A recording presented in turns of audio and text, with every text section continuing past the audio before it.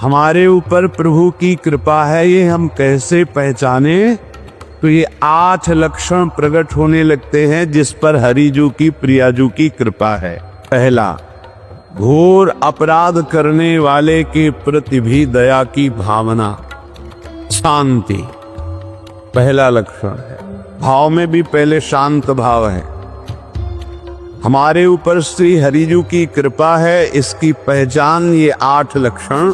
पहला है शांति, अर्थात घोर अपराधी के प्रति भी गुस्सा ना क्षमा करना, ये हरि की कृपा का लक्षण है। देख लो भाई, घोर अपराधी शब्द तो जाने दो, जरा सा प्रतिकूल हो जाए तो लाख समझाओ पर भ्रकुटी तनी रहती है।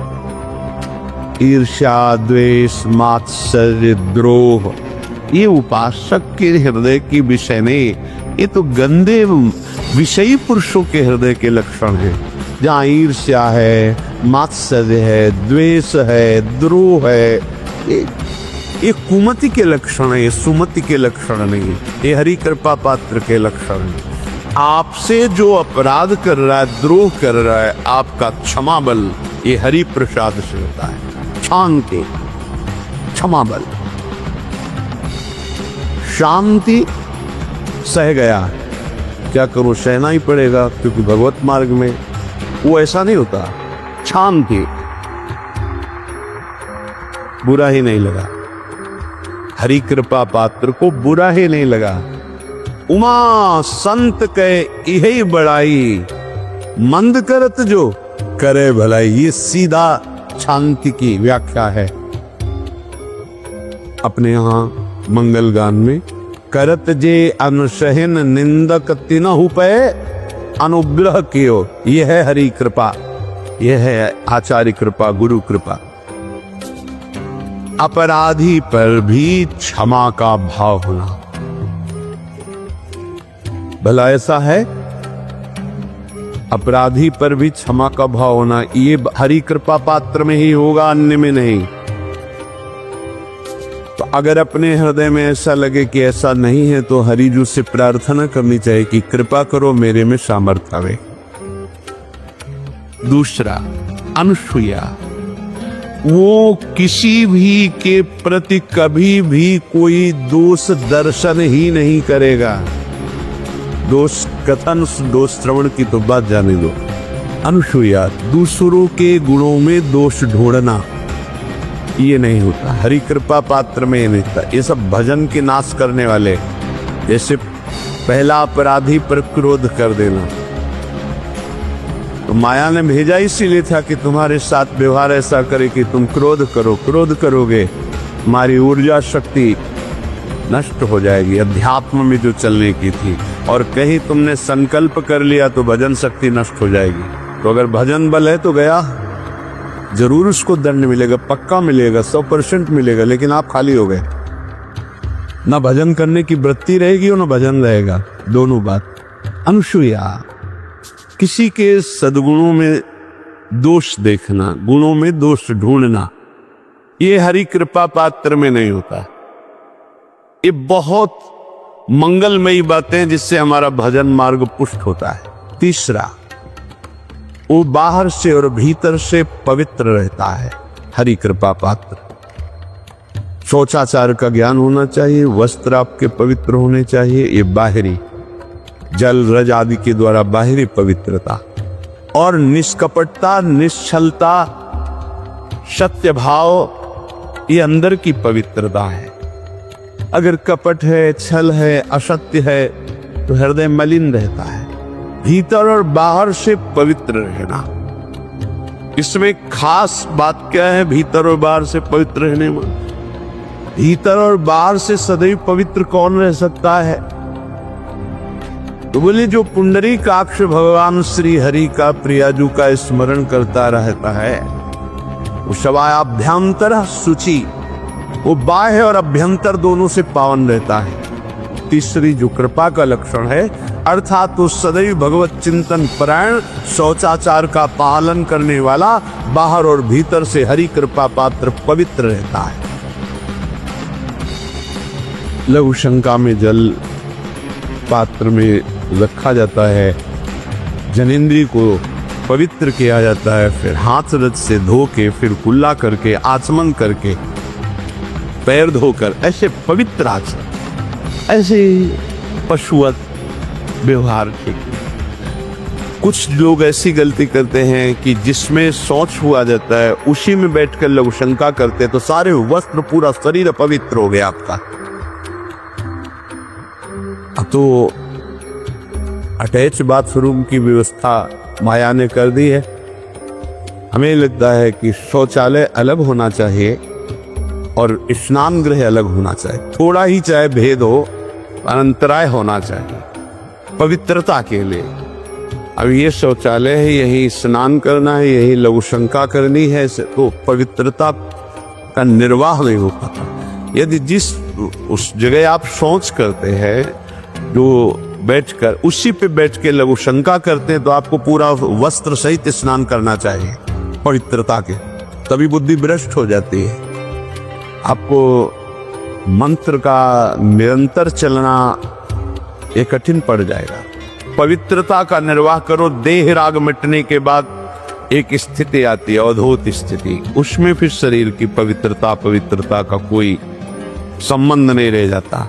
पर अभी तो संबंध है ना देह भाव से, तो बहुत हो से लघु शंका ऐसे करे कि आपके पैरों में, वस्त्रों में छिट्टी ना पड़े, पवित्र रहे।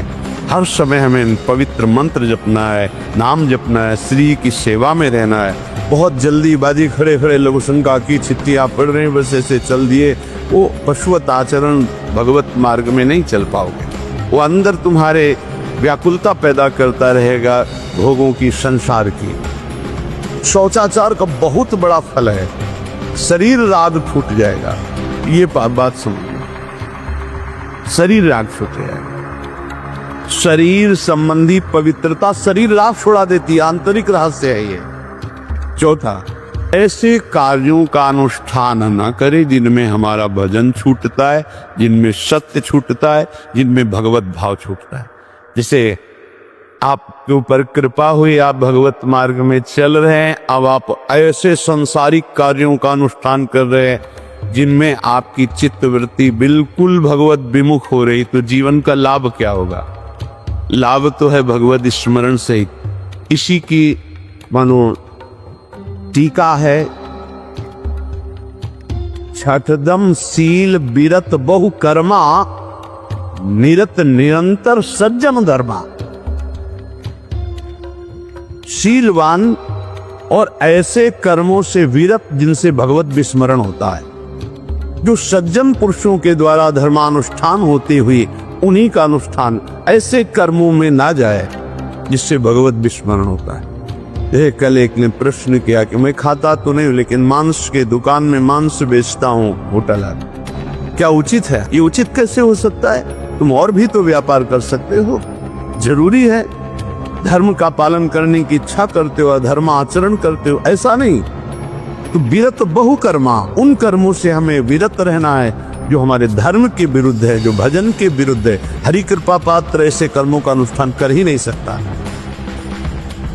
और शारीरिक श्रम इतना जिससे हमारा भजन का तार ना टूटे। जब भजन का अभ्यास किया जाता है तो हर कार्य को सुचारू रूप से करते हुए एकाग्रता भजन में रखी जाती है। हम वो कार्य जल्दी से कर ही नहीं सकते जिसमें भजन छूट जाए और कार्य पूरा हो। नहीं, हम कार्य करेंगे, हमें छोड़ दीजिए, हम अपने चिंतन से युक्त होते बिल्कुल कार्य करेंगे। जैसे कई साधक हैं, उपासक हैं, बड़े अच्छे उपासक हैं, उनको आप कार्य दीजिए कि आप पानी गर्म कर दीजिए, पात्र बहुत सुंदर साफ होगा, पानी बहुत गर्म, लेकिन आप कह दीजिए कि 5 मिनट में गर्म करके ले, तो उनसे असंभव नहीं होगा। छोड़ दीजिए उनको आप, वो मतलब ऐसा कार्य करेंगे प्रशंसनीय, पर वो समय से। उनका एक सिद्धांत है, बहुत अच्छा लगता है, और अपने को पता है इससे जल्दीबाजी नहीं होनी। पात्र मार्जन करना है, छोड़ दीजिए आप उसको, टोकिएगा नहीं, आप जल्दी मान के, उससे नहीं होने वाला। वो तनिक भी दोष नहीं रहने देगा पात्रों में, पर समय दीजिए, आराम आराम शुक्र। हमें अच्छा लगता है। भगवत चिंतन परायण उपासक की यही वृत्ति होती है। पोछा लगाना है बिल्कुल बढ़िया लगेगा, लेकिन आपको सर से घुमा दे वैसा नहीं होगा। आप छोड़िए और जाइए, हटिए, और वो अपने ढंग से लगाएगा और एकदम क्लीन कर देगा। यही उपासक का लक्षण होता है। जो कार्य करेगा सांगो पांग करेगा, पर वो बहुत मस्ती से होगा क्योंकि उसका भगवत चिंतन चल रहा है। अधिक ऐसे जिससे हमारा चिंतन छूट जाए, थोड़ा संयम में आना चाहिए। ये भगवत कृपा पात्र का लक्षण है। अपने भजन का फल देखना भगवत कृपा पात्र के सबको प्रदान कर देना। हिम्मत है? अपने भजन, इतनी मेहनत से किया हुआ भजन, भजन होने के बाद हे प्रभु इस भजन का फल हो, सर्वे भवन्तु सुखिना सर्वे सन्तु निरामया। यहां तो कहते हैं महाराज एक माला रोज आपके लिए करता हूं कि आपकी बीमारी ठीक रहे, तो शेष किसके लिए करते हो प्रभु? शेष क्या? अगर इष्ट और गुरु के लिए तुम्हारा है कि एक माला करते तो फिर इतनी माला करते तो हमें क्या होगा? सब आपको दे देंगे तो हमें क्या होगा? तभी भजन का रास्ते नहीं जाना। सबके मंगल के लिए अपने भजन को समर्पित कर देना। देखो भाई भजनानंदी, भजन में अरुचि होने लगेगी? नहीं होने लगेगी। सुबह से शाम तक पसीना चुआए हम और भजन का फल दे दे सबको, तो इसका रहस्य बताते हैं। सबको जीव ही कहा सर्वे भवन्तु सुखिना, तो सर्वत्र विराजमान भगवान वही पलटकर अनंत रूपों में आपके ऊपर बरस पड़ेंगे। ये आंतरिक रहस्य है। हमने जो भजन किया वो एक सीमा में था, जब हमने संपूर्ण विश्व को दे दिया तो असीम बनकर वापस हुआ। ये भाव समझ में, अगर ये भाव लगे तो एकदम लगे हम अपना भजन क्यों दे दें सबको। उस सर्वात्मा में विराजमान जो हमारा प्रभु है उसी को समर्पित कर, सर्वे भवन्तु सुखिना। तो सब पलटकर सब जगह से वापस आया, सबका आशीर्वाद आया और वो महान बनता चला गया। ये लाभ है, आंतरिक लाभ है। अगर तुम्हारा भाव ऐसा न बनता हो तो आप प्रभु को तो अर्पित करते ही है ना, तो वही प्रभु सब में विराजमान है। ऐसा भाव करके सर्वात्म स्वरूप भगवान को हमारा भजन समर्पित है। सब रूपों में प्रभु विराजमान है। ये हरि कृपा पात्र का लक्षण चल रहा है। और छठवां, अपने भजन से अपने लिए कुछ भी ना चाहना और दूसरों की तो बात जाने दो। दूसरों से कुछ ना चाहना ये तो ठीक है, अपने भजन से अपने लिए कुछ ना चाहना है हिम्मत। देखो ये हरि कृपा पात्र में हिम्मत होती है। अपना भजन अपने प्रयोग में ना लाना, इसका भी आंतरिक रहस्य है। अपने प्रयोग में आप शरीर को लेकर के बोलेंगे, अगर स्वरूप को लेकर तो प्रयोग की कोई वहां जरूरत ही नहीं। स्वरूप पूर्ण काम है, वहां कोई अभाव नहीं। जब आप कोई भाव अपने लिए करेंगे तो देह भाव होगा। देह भाव से किसी विषय की मांग होगी। विषय पूर्ति भजन का फल नहीं होता, भजन का फल होता विषय निवृत्ति। बहुत जोर की बात है, कैसे समझ गए? अपने भजन का भी फल अपने लिए नहीं, दूसरों से कुछ चाह रखना तो बात ही जाने दो। भजन से भी कोई अन्य सुख की चाह नहीं हुई। क्या चाहिए? भजन ही बनता रहे, भजन का फल भजन बनता रहे, खूब निरंतर जप करते रहे। सातवां, किसी भी मान सम्मान कीर्ति पद प्रतिष्ठा के मिलने पर हृदय का असंतुष्ट हो जाना, यह हरि कृपा पात्र का लक्षण होता है। प्रणाम नमस्कार जय हो तो हृदय में असंतुष्ट हो जाना चाहिए। कोई किंचन मात्र अभिमान न उदय हो जाए। प्रभु बचाओ, ये माया की चकाचौंध से बचा लो नाथ। कौन सा अपराध बन गया कि आपकी जय की जगह यहाँ हमको ऐसा सुनना पड़े। जैसे एक बार महापुरुष जन कह रहे थे कि जब गुरुजन बड़ाई करने लगे सामने शिष्य की, तो उसको ग्रीवा झुका लेनी चाहिए और पश्चाताप करना चाहिए कि कोई गलती हो गई, आज हमारे गुरुजी ने हमारी बड़ाई कैसे कर दी, इसका मतलब कोई दोष बन गया, कोई गलती हो गई, और प्रार्थना करना चाहिए कि क्षमा कीजिएगा महाराज, अगर कोई गलती हो तो दंड दीजिएगा, लेकिन ये दंड मत दीजिएगा कि आप हमारी प्रशंसा कर रहे भगवान, इससे बड़ा और कोई दंड नहीं, ऐसा महसूस होना चाहिए। सम्मानम कल्याति घोर गरलम, ये हरि कृपा पात्र का लक्षण है। नीचापमानम सुधा, नीच पुरुषों द्वारा किया हुआ अपमान अमृत के समान लगे और सम्मान विष के समान लगे। मान प्रतिष्ठा कीर्ति जिसके लिए बड़े बड़े लालायित रहते, हरि कृपा पात्र को विष की तरह चुभती है। और 8वां, किसी भी प्राणी समुदाय से संबंध ना रखते हुए सब पर दया की भावना, सब पर कृपा की भावना, सब पर करुणा मैत्री, पर किसी से ममता नहीं। ये सूत्र बहुत व्यवहार में प्रयोग करने योग्य है। सबसे करुणा और मैत्री, पर किसी से ममता नहीं।